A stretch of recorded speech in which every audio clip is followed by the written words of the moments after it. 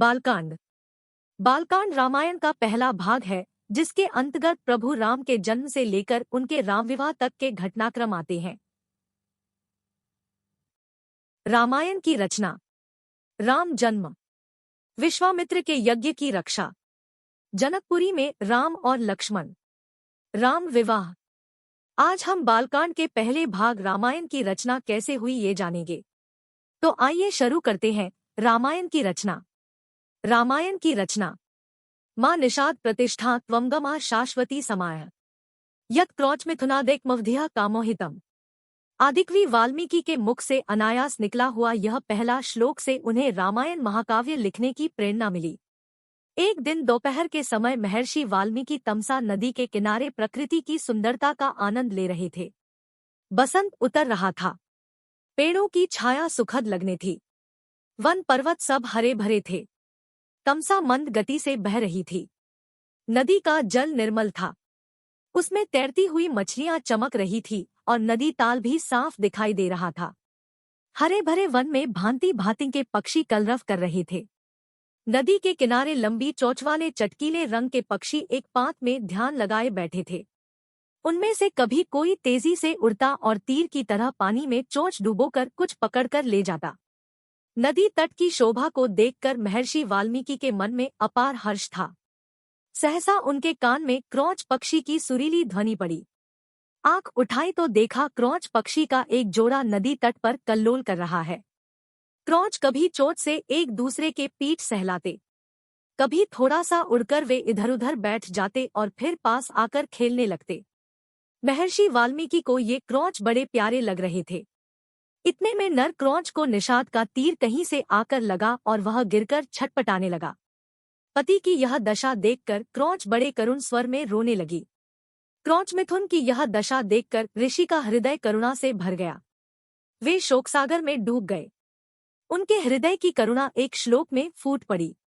हे निषाद, तू बहुत दिन तक प्रतिष्ठित न रह सकेगा, क्योंकि तूने क्रोच के जोड़े में से प्रेममग्न नर पक्षी को मार डाला है।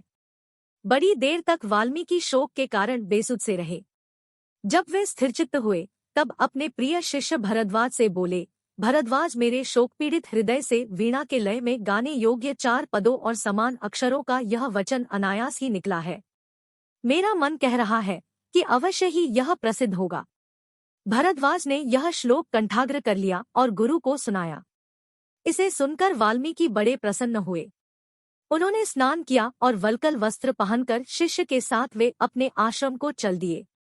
मार्ग में भी वाल्मीकि मां निषाद गुनगुनाते चले जाते थे। उनका ध्यान श्लोक के अर्थ पर गया। अर्थबोध से उनका बड़ा दोहक हुआ। वे सोचने लगे कि मैंने व्यर्थ ही निषाद को इतना कठोर शाप दे दिया। इसी चिंता में मग्न वे चले जा रहे थे कि उनको नारद जी की वाणी याद पड़ी। एक बार नारद जी से उन्होंने पूछा था, हे देवर्षि, मुझे किसी ऐसे पुरुष का नाम बताइए जो गुणवान, बलवान और धर्मात्मा हो, जो सत्य पर दृढ़ रहता हो, अपने वचन का पक्का हो, सबका हित करने वाला हो, विद्वान हो और जिससे बढ़कर सुंदर कोई दूसरा न हो।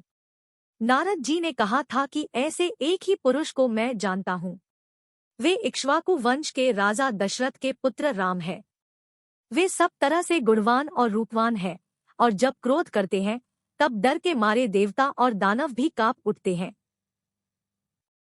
वाल्मीकि को ये सब बातें याद पड़ी और रामायण की जो कथा नारद जी ने संक्षेप में सुनाई थी वह भी उनको याद आई। यह याद आया कि देवर्षि देवलोक को आकाश मार्ग से किस अद्भुत गति से चले गए थे।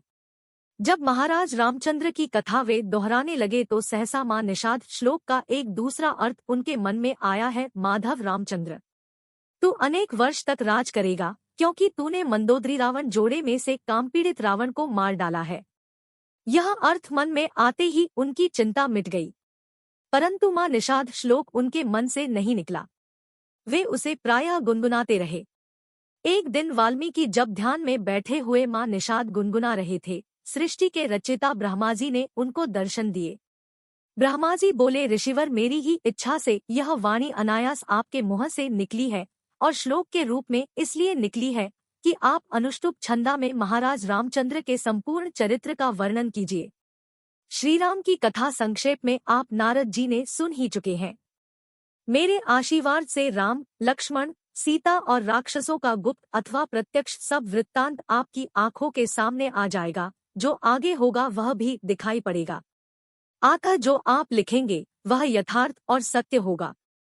इस प्रकार आपकी लिखी हुई रामायण इस लोक में अमर हो जाएगी। इतना कहकर ब्रह्मा जी अंतर्धान हो गए।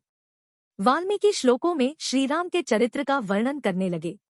सब श्लोक मधुर और सुंदर थे। उनका अर्थ समझने में भी कोई कठिनाई नहीं होती थी। उनके सामने राम, लक्ष्मण, सीता, दशरथ और दशरथ की रानियों का हंसना बोलना, चलना फिरना प्रत्यक्ष हो गया और वे बिना रुके रामायण की कथा लिखते रहे। 24,000 श्लोकों में उन्होंने पूरी रामायण लिख डाली।